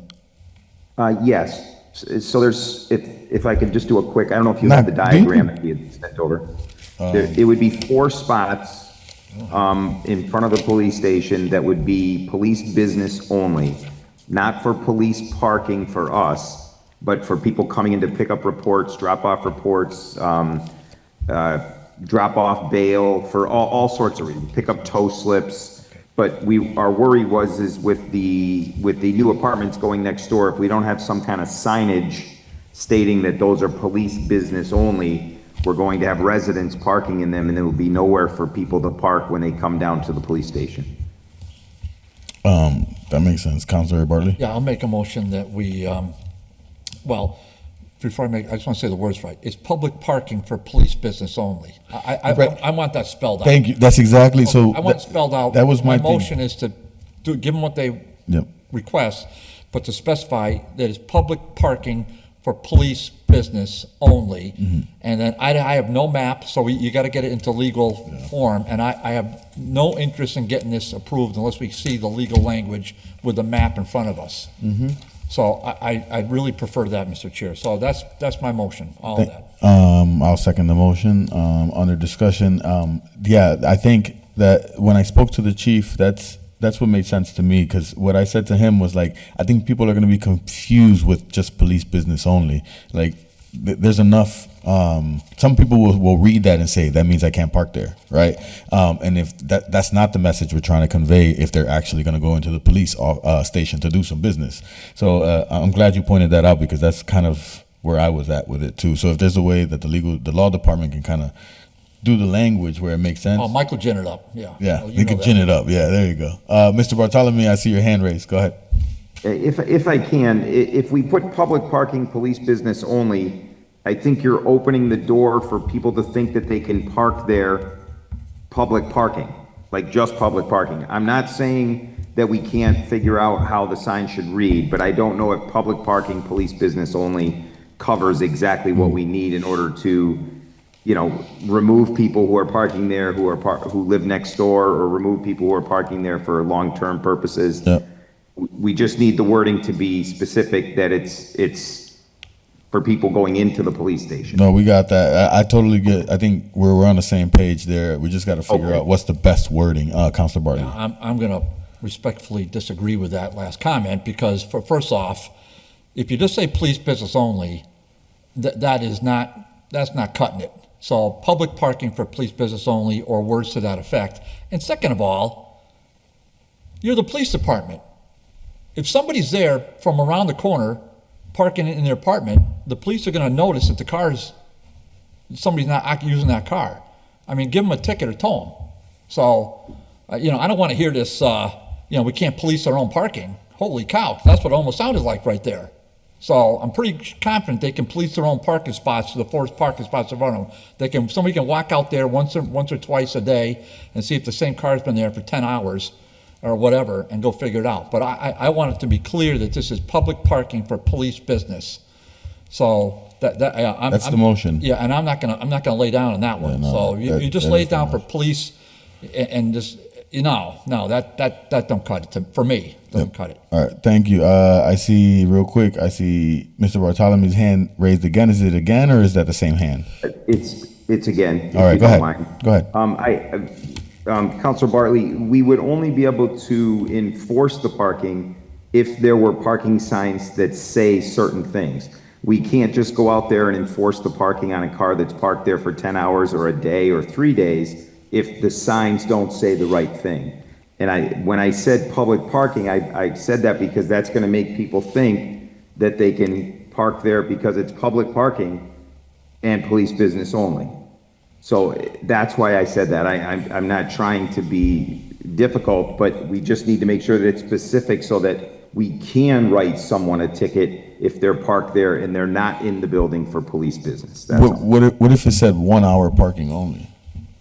We had thought of that, and I would say we could go even less than that. It could be a 30-minute parking only. something like that would be fine. Beautiful. Yeah. Can I? But let me recognize Patty first, and then I got you, and then Jenny. No, I'm good. I'm good. Go ahead, Patty.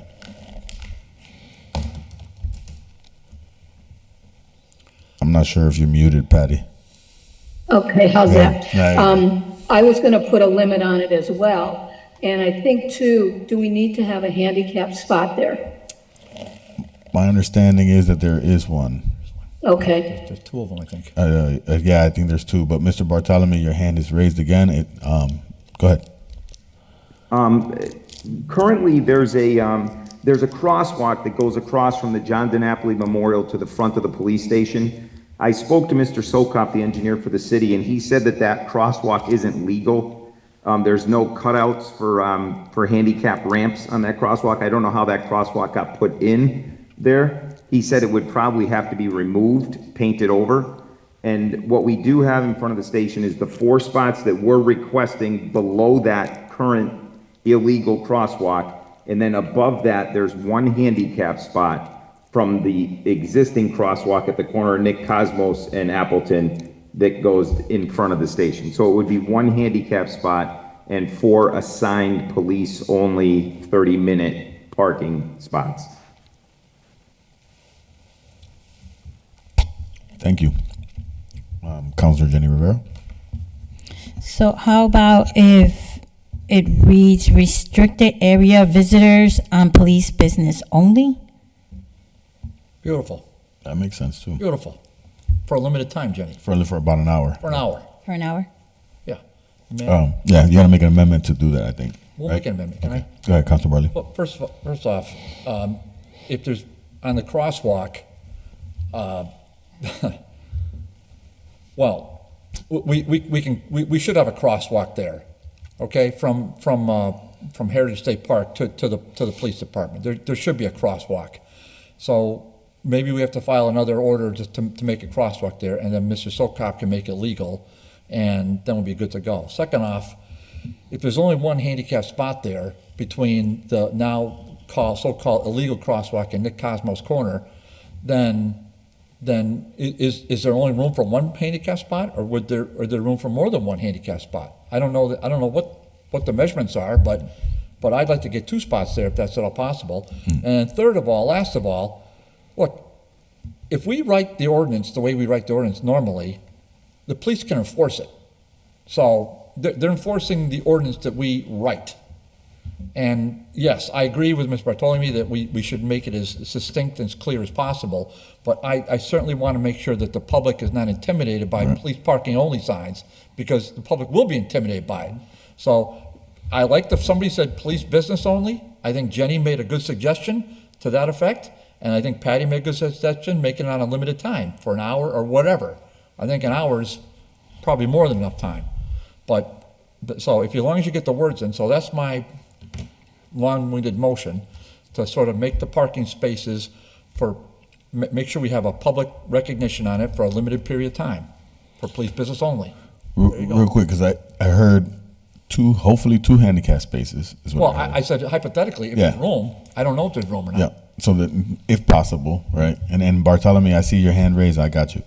Okay, and I'm sorry, did you say go ahead, Mr. Rivera? Not yet. Can you move that over? Okay, I'll hold off. Oh, maybe, no. I can't. No, there's only room for one there. There's only room for one. I can see it now. All right. So yeah. So just so that the handicap space is so then there's only room for one. It looks like or whatnot. It's according to Councilor Burley. But 4 spaces plus the handicap that's already there. The crosswalk technically is not legal, but trying to figure out how we can codify it and make it legal. So the amendment is, if I'm hearing it clearly, what was the thing you said, Jenny? Restricted area, visitors on police business only for an hour? Beautiful. Second. All right, perfect. And that's seconded. Good job, Jenny. And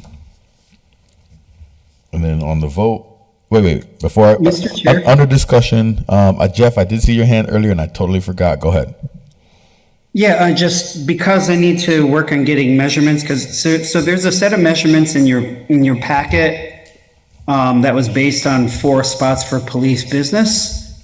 That picture, it appears to only show 4 spots available there, so I'm not sure if there's room for 4 plus the 1 handicap.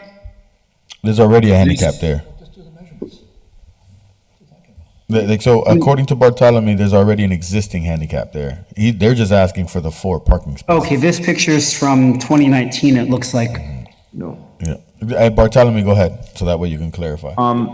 Jeff and everybody, so the picture that we're looking at with the existing crosswalk with the thin blue line, to the left of that picture, or the thin blue line, is 4 spots. There's 2 there, 2 below, and then 2 on the side closest to us. The spot to the right of the thin blue line above the crosswalk that's not supposed to be there is the handicap spot. So 1 spot above and then 4 spots below. There is an existing crosswalk on the corner of Nick Cosmo. So right on the corner of our building that goes from the sidewalk to the park. So you've literally got 2 crosswalks that are within 50 feet of each other. So that it's not that you need another crosswalk. For some reason, they put one right outside the building doors, but we have one that's right on the corner. It's right there. It's not very far, to walk up and go across in the crosswalk and then come down to the building. All right, that works. So the motion, and yeah, that's it. That's what it was. That's the plan right now. So Jenny's motion was that restricted parking for police business only at a maximum of 1 hour. So on the motion, Councilor Bartley? Yeah, yes, sir. Councilor Meg McGrath-Smith, I'm not sure if I see you there still. Yes. Okay. Councilor Jenny Rivera? Yes. And then Councilor Israel Rivera, that's a yes. All right, good job. Then I'll make a second motion that we ask the city engineer to give us a recommendation about the crosswalk. We got to figure that one out. Yeah, seconded by Jenny. Say it in the mic so they can hear you. Sorry. Second? All right. And then all in favor? Aye. Aye. And I'll make a third motion that we ask the city engineer and everybody to see if they got room for 1 or maybe 2 handicap spots now that if the old crosswalk is gone, and they get one above that. To add an additional spot. If Yeah, there's well, one. put 2 normal-looking handicap spots there. So then you got the 6 spots. Right. Second? All in favor? Aye. Aye. And so Awesome. and then my next motion, sir, will be the table so we can get the measurements. Motion to table. Second? All in favor? Aye. Awesome. Are we done? No, not yet. Oh, man. Yeah, I know that. Well, how about 7? You might get the handicap placard done? Yeah, we could do 7. Take 7 off the table, please. Yeah. All right. Perfect. All in favor? All right. Aye. 7 was filed by Givner. Handicap application for Georgina Reyes of 292 Pine Street, number 3. Jeff, my papers are everywhere. Do you have like a quick answer to this one? Yes, Disabilities Commission did approve that, and there are measurements in your packet. Oh, okay. Awesome. Motion to accept the recommendation of the Disability Commission. Here a second. Second? All in favor? Aye. Aye. Are we done? Oh, no, I guess 6, a public hearing. We're Oh, done with that one. That, no, that one, Jeff, real quick on the public hearing. well, we got to open it and just table it to. I was gonna say because they're not here, so the planning board is not here. So should I Yeah, just but open it? And You advertise it, right? Yeah. So I'm going to make a motion, take 6 off the table and open the public hearing. Here a second. All in favor? Aye. Aye. So we are opening the public hearing for number 6. Let me read the order. This is filed by Cocaine Givner and Anderson Burgos. Order that the city enact the proposed short-term rental ordinance approved by the planning board. Being that this is a public hearing, this is technically for the public to come in and speak. Currently, there is no one here in person, and there's no one online. And if there is, please correct me if I am wrong. No, I don't see anyone online. And then the makers of the order are not here as well. So I will entertain a motion to table the meeting, but Councilor Bartley, go ahead. Well, I just want to know when you want to take this up again, because we have to put put this to a date Yep. and time certain, so I hope you don't do it for the next meeting. No, I don't think But- so. Jeff, let me ask the Grand Master, right? Jeff, and I say the Grand Master because you manage all the schedules and the calendars. So what would make sense in this type of situation? So would you be looking at 2 meetings in November on schedule, like the first and third Wednesday like they have been? That's normally the plan. That's how I want to finish out my last. So you could have meetings on the 5th and 19th and then maybe continue to this to the 19th, So you're saying like November 19th? Oh, if that's the will? Yeah. okay, my motion is that, continue this public hearing till 6:30 PM on the 19th of November. Here a second. Second? All in favor? All right, Aye. All right. all right, now we set? No, we still have 4 and 5. We have 4 and 5 still What? left. We skipped those. Yeah. Oh, no. And other departments given higher schedule positions above the mid-range up to no more than max without needing further approval from CC. And then 5 is order that the city examine and study Schedule A increases that were recommended by the salary study completed in 2014. I entertain a motion to take up item 4. So moved. Do I have a second? Second? All in favor? Aye. Item 4 is filed by Councilor McGee. Order the department heads be given the authority to hire a Schedule A position above mid-range up to no more than max without needing further approval from city council due to circumstances. So this was filed by Councilor McGee, and as we stated earlier, as the HR director stated, this is a technique or a tool that could help in hiring and attracting candidates and keeping candidates. Kelly, if you want to expand some more on it, It's pretty clear what it is. just in case. Sure, I mean, I think sometimes when we need to hire someone above the mid, we lose candidates because we have to go to the council, it gets referred to committee, and then back to the full council meeting, and that takes sometimes over a month or 2, and we can lose good candidates waiting, because they're not guaranteed to be offered the salary. And I think it's barrier. All right, thank you. Councilor Bartley? The problem, the way this is written, and I'm not saying it's written poorly or I'm just not saying, but where's the transparency? Where is the communication to the city council? Where is the explanation to the public? Well, it doesn't exist. So it's as if the law department and the HR director are saying, fine, Mayor, because, the city council is so slow, but we'll pass this ordinance to say if you want to, in your own estimation, without any review and any public notice, we'll give somebody a raise over whatever you want. And I'm hearing that from the HR director in terms of efficiency in government. But I see no public disclosure on here. I see none. And that's the frustrating part constantly. And I mean, so fine, give the mayor the authority because we want the government to keep running. We want to retain employees. We don't want to lose a great candidate. Okay.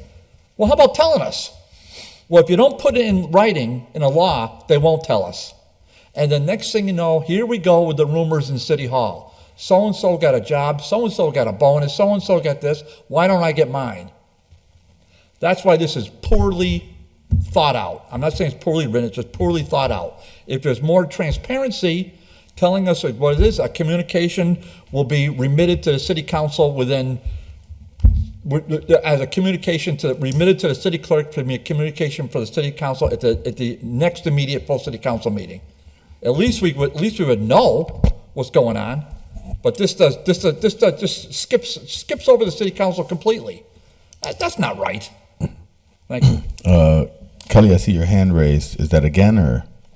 No, it's the first time. I think Councilor Bartley's recommendation is fair to have some kind of communication. I do think there are communications when someone's appointed or hired.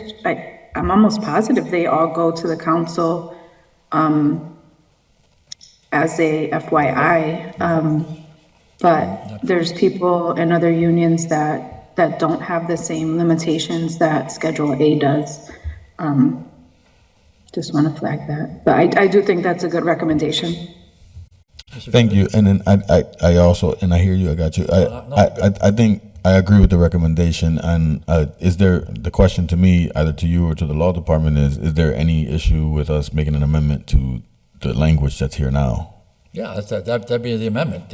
My amendment would be to whatever it is I just said. I mean, Just to have, when a decision is made that you're gonna be higher above the mid-grade level, that there is ample communication. an official communication to the clerk, to have the clerk post it as a communication to the next city council agenda, so that we know. And just a point, we just found out last night that we've had an employee in another department. We had one person resign, and B, we had another employee down there. And there's no communication on that. So, and now those are our own appointments. So, in terms of, again, unless you put it right in writing, it doesn't happen. So that would be my motion. Yes, that's the motion. Do I hear a second? Second? Okay, under discussion, and then I see Attorney Bissonnette's hand is raised. Go ahead. Yeah, thank you, Mr. Chairman. I just wanted to note on the draft, it says the mayor may be authorized. There should be an additional wording, may be authorized by the city council to offer a starting salary. I don't know why authorized is in there and the additional phrase isn't, but it was to be authorized by the council. The intent, I think, as was pointed out, is to eliminate needing to change this ordinance every time a position comes up. So, in other words, rather than taking 3 or 4 meetings, the mayor can notify you, ask for your authorization, and that could be taken up by a 2/3 vote that same night. So there is a notice, there is an intent to have authorization, and I would presume that you'd want to amend that to say, may be authorized by the city council. So I just wanted to put that in there. There was no intent to try to go around the legislative branch, just an intent to make things easier for both the mayor and the body. Thank you. Thank you, Councilor Barney. Yeah, I heard that, but respectfully, I'm going to just offer something else. What I'm reading in this is that this gives the executive branch, who's here all the time, more flexibility to do what has to be done because of exigent circumstances. So, but I don't think it has to be subject to city council approval. I think the mayor, you could write the mayor is authorized or is hereby authorized to offer a starting salary to a prospective employee above the mid-range as set by the salary schedule and for the position. In no case shall the proposed salary be above the maximum salary range. Fine. I would say, it's got to be subject to whatever budget limits are there, and whatever the decision is, it's got to be communicated, like we said, to the clerk and put on the next agenda. I think those are reasonable edits. And that's what I'm reading now. If I'm misreading the intent of this order, then fine. But I read it to say that the mayor needs the flexibility because stuff's got to happen. What if it happens during the summer when we're out for 2 months? What, the mayor's going to wait around and call a stupid special meeting? No. The mayor now has an ordinance to say, okay, we've got this ordinance. We can go above the mid-range. We have budget flexibility, and we're going to communicate to the council. Boom, done. Okay, so That's how I look at it. That was the motion, and it was seconded. Jenny, you good with that? Jenny? Okay, thank you. All right. And then Mike, your hand is up. Is that a second time? All right, thank you. And then Meg, you look like you're prepared. I was leaning in because I was listening for Bartley's motion, and it came through garbled. I was trying to make sure I heard it right. So the motion pretty much was to make an amendment and to add in that there's a communication to the city council, to the city clerk's office, who will post it or send it to the council around when there is a potential hire above the mid-grade and the reasons why, like whether there is financial flexibility and all the other stuff, just package it up in a letter to let us That know. motion. I'm seconding that Does motion. this Okay. does this also include Solicitor Smith's piece around needing what was to that? Yeah. put counsel in there? What was that? I didn't catch that part, Meg. I'm sorry. I thought that Solicitor Bissonnette had also said that we had to make sure the language also named counsel. No, so what he Am I was saying, misunderstanding that? so what he was saying that the actual language that, and this is, I think, you might have not caught on this, Councilor Bartley. What he was saying was that the language originally was saying that it's authorized by the council. And I think what Councilor Bartley is saying is that it doesn't have to be authorized by the council. No, we approved the budget. Yeah, like we already, so just the mayor just has to give us a communication of why it's happening and when it's happening, versus having to come to the council to get an authorized vote through the council for it to happen. You get what I'm saying? Okay, so instead of it having to come to us for a vote, it's simply a communication. Just a communication. Yeah, that's why I read it. Okay. And I want this back in draft form. Yes. I need to see it before Yeah. it goes to city council. No, it comes back to us in So draft. so if we, sorry, I'll just suggest we maybe vote a motion and then maybe move the table. Okay, so voting on the motion, I just stated the motion. I'm going to do the vote. It was seconded. So Councilor Bartley? Yes. Councilor Mag McGrath-Smith? Yes. Councilor Jenny Rivera? Yes. And then Councilor Israel Rivera, yes. And motion on table so we can get legal language back. Do I hear a second? Second? All in favor? Aye. Aye. I don't need No, to we don't- no. call vote for that one. Sorry. And then Motion we, to take number 5 out the table. number Second. 5, seconded, all in favor? Aye. Aye, aye. Number 5 was followed by Councilor Murphy Ramboletti. Order that the city examine and study Schedule A increases that were recommended by the salary study completed in 2014, so that we can implement salary adjustments that are competitive and more aligned with neighboring municipalities in order to retract and retain employees. I think we attract. Retain and attract, yeah. So I would just make a motion to To- change retract to attract. The Scrivener's ever. Yeah, that's all it is. Hey, I do them all the time. So do I hear a second for that motion? Second? All in favor? Aye. Yeah. Okay. And then just to expand, this has been tabled several times since 2023, it seems. We've had this come forward.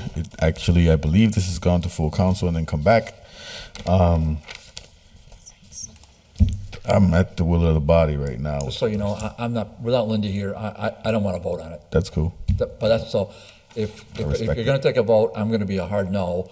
Otherwise, I'd rather table it till Linda's here. Because this is more of her That's fine. jam than mine. That's actually fine with So if me. you're okay with that, I'll move to, Is that okay with everyone else too? I don't want to say the motion until somebody got something to say. Boom. Yeah, that's good. I'll second it. Okay, so motion table then. Seconded by Without Linda Mayor here, I don't feel Smith. comfortable. All in favor? Aye. Aye. And then I think Jenny wanted to take something off. the Councilor table. Bartley, I know you have to leave, but this was pretty straightforward. Mr. Chair, if we could take up item 93 if the Disability Commission has approved it. Check. Jeff, can we check? Do you have a update on item 93? Probably not, but let's find out. Jeff, item Just 90. a point of order on, asking a point of order on that. Jeff. Jeff, point of order. Yeah. This was one where it needed an application, it was just an order. Oh, they never applied? Never applied. Okay. Okay, thank you for that. So we'll leave it no there. motion? Yeah, we'll leave it there. Jenny? Yes. All right. So then, Good? motion. Motion to adjourn. All right, Motion to adjourn. second. All right. good All job. in favor? All in favor? Aye. Aye. Okay. Thanks, everybody. Good night. Okay, good night.